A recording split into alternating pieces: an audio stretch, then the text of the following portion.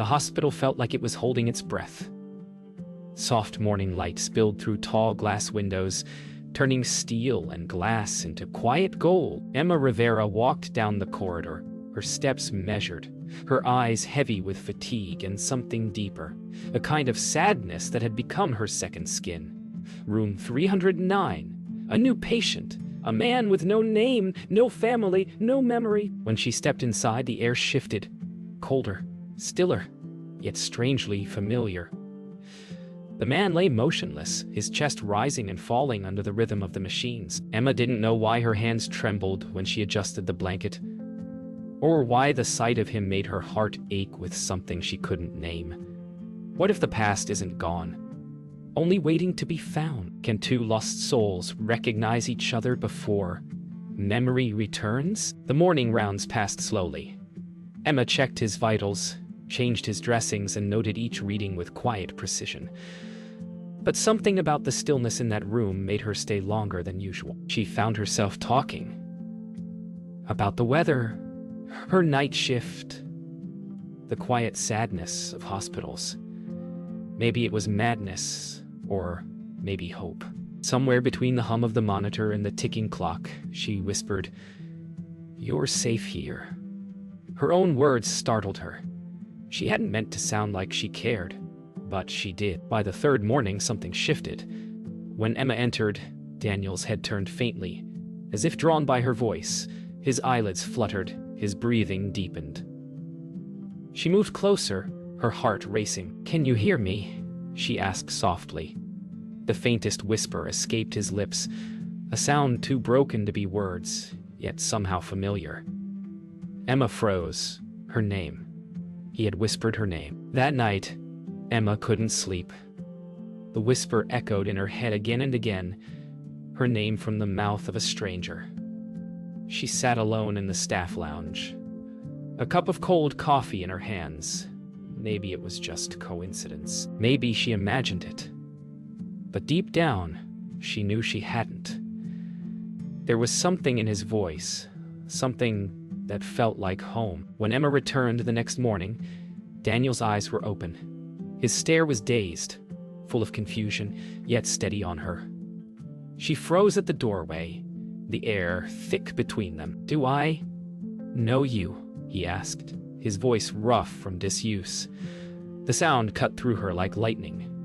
For a long moment, neither spoke. It was as if time itself had stopped to listen. Days after Daniel first opened his eyes, the silence between them began to change. He still spoke little, but his gaze followed Emma whenever she moved. Steady, searching. She told herself it was part of recovery, that patients often clung to the first familiar face they saw. Yet, deep inside, something pulled at her. Each morning, she found herself sitting by his bedside a little longer, watching how he tried to piece his world back together. When he asked her name, she said it softly, as though revealing a secret. "Emma." He repeated it, tasting the syllables like a memory he almost remembered. Daniel began asking small questions. About the hospital, the nurses, the world outside. But sometimes, mid-sentence, his words would fade and his eyes would drift somewhere distant. "I see trees," he murmured one day, "and a swing." Someone was laughing. Emma felt her pulse quicken. She'd had that same dream for years. The old tree behind their childhood home. She said nothing, afraid to break whatever fragile thread connected them. Instead, she smiled gently and said, "You'll remember more soon." But inside, her heart trembled. One afternoon, while Emma replaced his IV, Daniel began humming softly, a lullaby. The sound froze her mid-motion. It was the same tune her mother used to sing on stormy nights. She turned toward him, her breath shallow. "Where did you learn that?" she asked. Daniel blinked slowly, confused. "I don't know," he whispered. "It just came to me." Her hands trembled as she finished her task. For the first time in years, tears burned behind her eyes. That night, Emma sat outside the hospital, her back against the brick wall, the city's hum soft in the distance. She closed her eyes and replayed the lullaby in her mind. It wasn't just a song. It was a memory of a boy sitting beside her under the same old tree, their voices blending in laughter. Her throat tightened. Could Daniel truly be him? She opened her eyes to the cool night air, her heart aching with both fear and impossible hope. The next morning, Daniel asked for a piece of paper and a pencil. "Sometimes I remember better when I draw," he said quietly. Emma brought him supplies and stood by his side as he began sketching slow, deliberate lines. A swing, a tree, a small girl with a ribbon in her hair, her breath caught, the same image lay an old photograph buried deep in her drawer at home. The truth was no longer whispering. It was knocking. Daniel's hand trembled as he looked at his drawing. The images came from nowhere and everywhere at once. Flashes of a wooden swing, a dog barking, a little girl's laughter echoing in the wind. Emma watched him closely, her heart tightening with every stroke of his pencil. "Do you remember her?" she asked softly. Daniel hesitated, brow furrowed. "I think she mattered," he whispered. The way he said it made her throat tighten. She'd spent years learning to live without that laughter. Now it was returning, carried on the voice of a man she barely knew. Later that day, Emma found herself in the hospital records room. A dim, forgotten place lined with old folders and yellowed paper. She wasn't supposed to be there, but something stronger than reason guided her hands. She searched through files, her heart pounding as she stumbled upon a document. Mail, unknown, found roadside, no ID.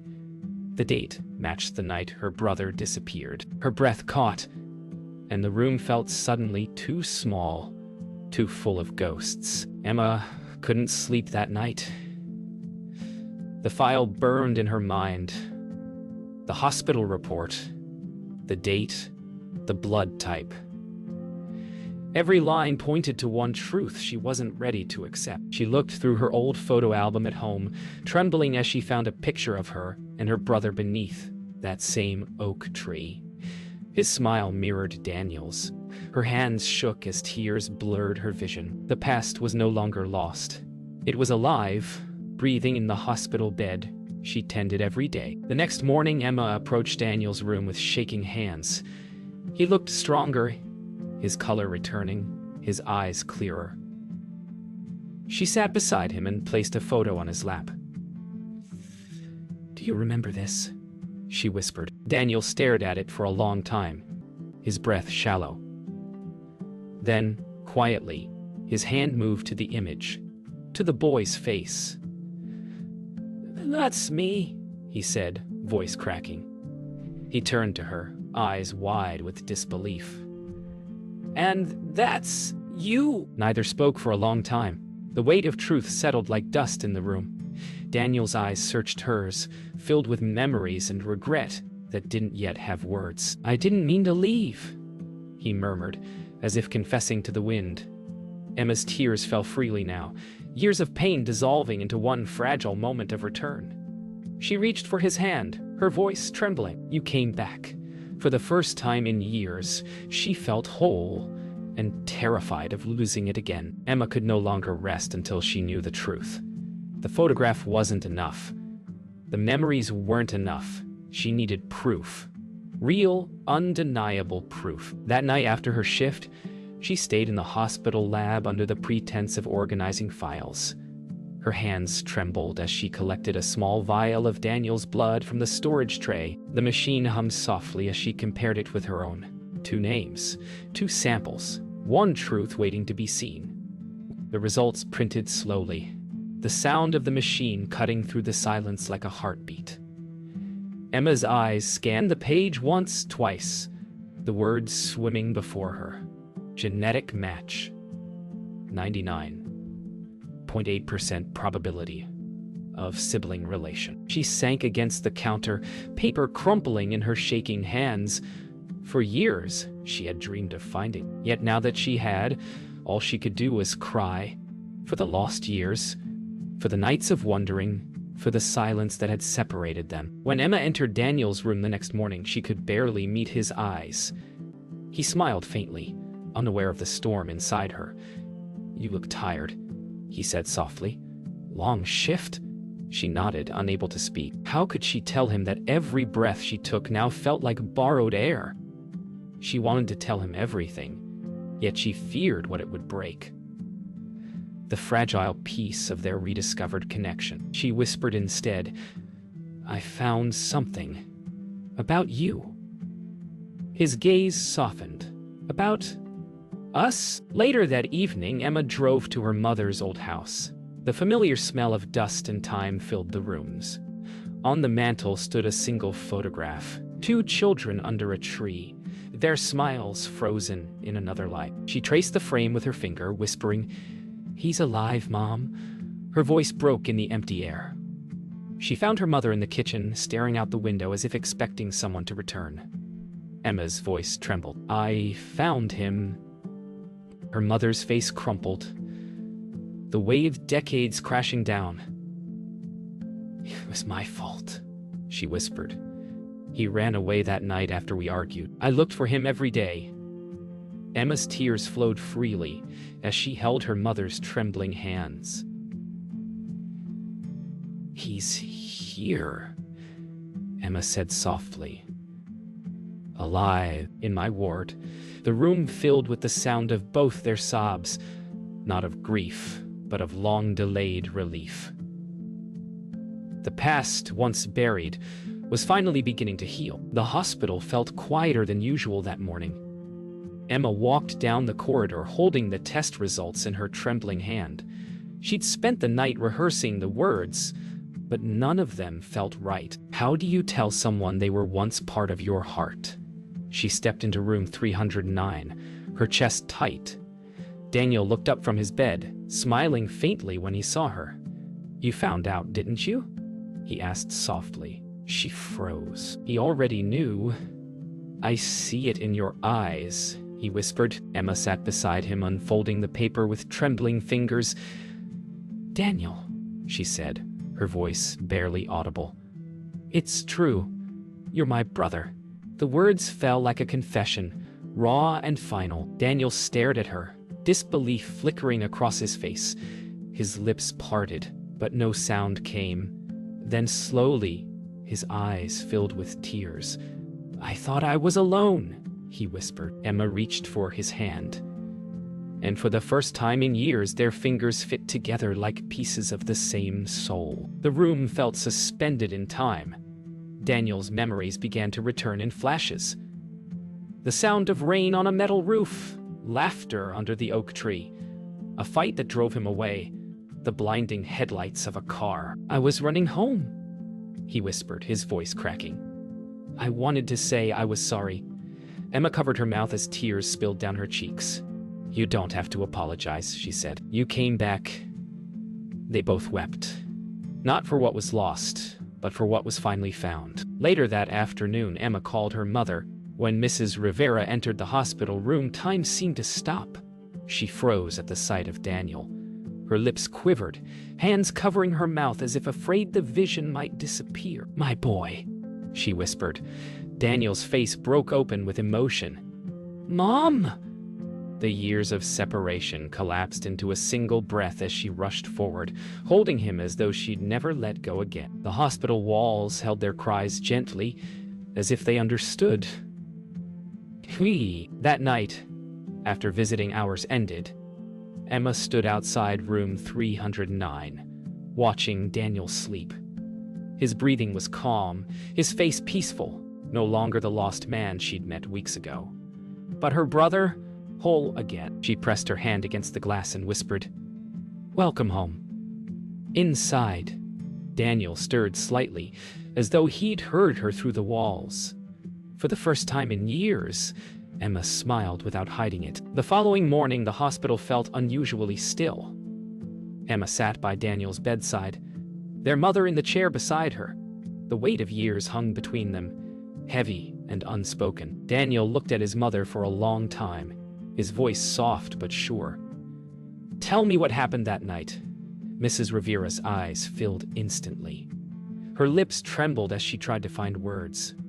"You were angry," she whispered. I said things I didn't mean. You ran out into the storm. I thought you'd come back.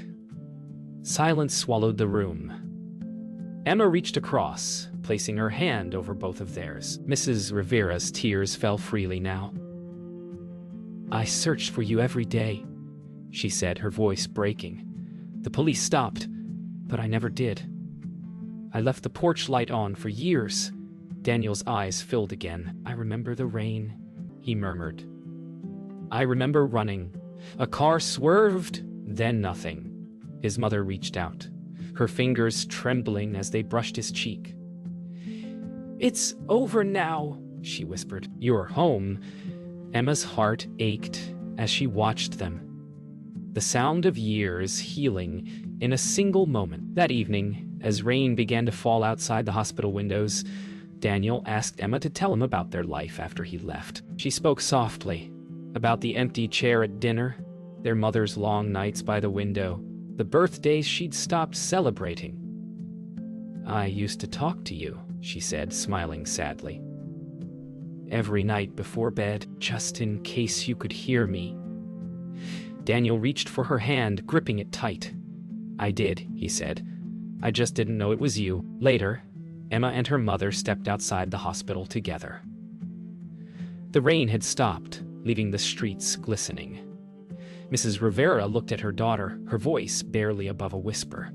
You brought him back to me, she said. Emma shook her head. He found his way home. They stood there for a moment, the cool air wrapping around them. For the first time in years, Mrs. Rivera's face carried something lighter. Not happiness, not yet, but peace. That night, Daniel dreamed of home. The sound of rain turned into laughter, the smell of antiseptic into the scent of earth after a storm. In his dream, he stood under the oak tree again, and this time, no one was missing. When he woke, the room was silent, bathed in silver moonlight. Emma was asleep in the chair beside him, her hand still resting on his. He smiled faintly and whispered, I'm home. The words hung softly in the quiet, a promise finally fulfilled. Weeks passed. The hospital no longer felt like a place of sorrow, but of beginning. Daniel regained his strength slowly, walking short distances each day with Emma by his side. Their laughter returned, shy at first, then natural, like an old song remembered. Sometimes they talked about the years they'd lost. Other times they just sat in silence, letting presence say what words could not. Healing, Emma realized, wasn't about forgetting. It was about learning to breathe in the same space as the past and still smile. Outside, spring had arrived. On Daniel's discharge day, Emma and their mother waited near the hospital entrance, flowers in hand. The world beyond the glass doors seemed new, bright, alive, forgiving. Mrs. Rivera brushed Daniel's hair back and whispered, You've grown into the man I prayed for. He laughed softly, tears glinting in his eyes. I had your voice to guide me. For the first time, their goodbye to the hospital wasn't heavy. It was full of light. They returned to the old family home, the one that had waited for them like an old friend. Dust still lingered on the furniture, but the air felt lighter somehow. Daniel walked through each room slowly, fingertips brushing against forgotten walls. When he stepped into their old bedroom, he paused. The drawing he'd made as a child, the oak tree, and the swing, still hung crooked on the wall. It survived, he murmured. Emma smiled. Just like us. Under the wide blue sky, they visited the oak tree from their childhood. The swing still hung there, creaking softly in the breeze. Daniel sat beneath it while Emma stood nearby, her hair catching the sunlight. You know, he said quietly, I used to dream of this place. I just didn't know it was real. Emma smiled, eyes glistening. Everything real finds its way back. The wind carried their laughter through the branches, and for the first time in years it sounded like home. Months later, Emma sat alone in her apartment, writing in her journal. She no longer wrote about loss, but about gratitude. For second chances, for family, for the strange mercy of fate. She closed the book and looked out the window at the stars. Somewhere, Daniel was probably doing the same, thinking of her. Their lives had diverged once, but they had found each other again. Proof that love, when true, never disappears. It simply waits to be remembered.